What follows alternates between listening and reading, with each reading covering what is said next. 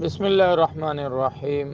میں مفتی عبدالباقی اخندزادہ کراچی سے گزشتہ 2 سالوں سے ایک بات میں بار بار عرض کر رہا ہوں کہ خواب اللہ کی طرف سے ایک نعمت ہے، اور ایسے خواب کا آنا کہ جس میں بشارت ہو، خوشخبری ہو، یہ آپ علیہ الصلاۃ والسلام نے فرمایا کہ نبوت کا 46واں حصہ ہے۔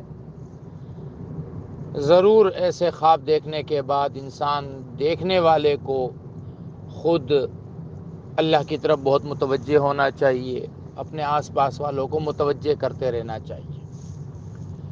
لیکن مشکل یہ پیش آئی ہے کہ جب سے کرونا آیا ہے تب سے خوابوں کا ایک دھندا چل پڑا ہے۔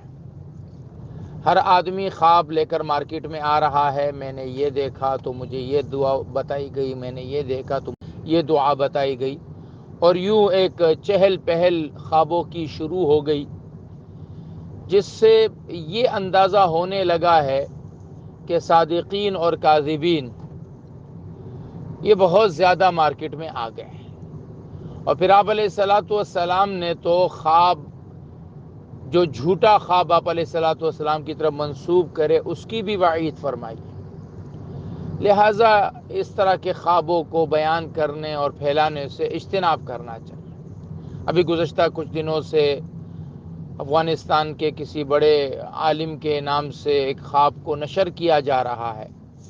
ہمارے دوست جو افغانستان کی طرف یا بارڈر پہ ہیں، جیسے مولانا شعیب صاحب ہمارے چمن کے ہیں، وہ حضرات اور دیگر حضرات نے سختی سے اس کی تردید کی ہے کہ یہ جن مولانا کی طرف منسوب کیا جا رہا ہے خواب، یہ ان کا خواب نہیں ہے۔ تو اب جنہوں نے ان کو حضور صلی اللہ علیہ وسلم کی طرف منسوب کیا وہ تو جھوٹے ہوئے، وہ تو وعید کے حقدار ہوئے، لیکن جو لوگ بلا تحقیق اس کو آگے بڑھا رہے ہیں اور پھر بلا تحقیق اس کی تصدیق پر تصدیق کیے جا رہے ہیں، انہیں بھی اللہ سے ڈرنا چاہیے اور اس طرح کے خوابوں سے بہت دور رہنا چاہیے۔ یہ کوئی اچھا شگون نہیں ہے امت کے لیے۔ امت تو حقیقت کی زندگی پر چلتی تھی، کبھی کبھار خوابوں کی دنیا، اگر کوئی خواب کوئی دیکھتا تو آپ علیہ الصلاۃ والسلام کو بیان کرتا۔ صحابہ نے ساری جو جنگیں ہیں وہ خوابوں پہ نہیں لڑی ہے، اس لیے اس قدر ہمارے ہاں جو اب معاملات خوابوں پر جا رہے ہیں کہ سیاست بھی خوابوں پر اور طریقت بھی خوابوں پر، ودیعت بھی خوابوں پر، جہاں تک کہ خلافت بھی خوابوں پر دی جا رہی ہے، اس سے اجتناب کرنا بہت ضروری ہے۔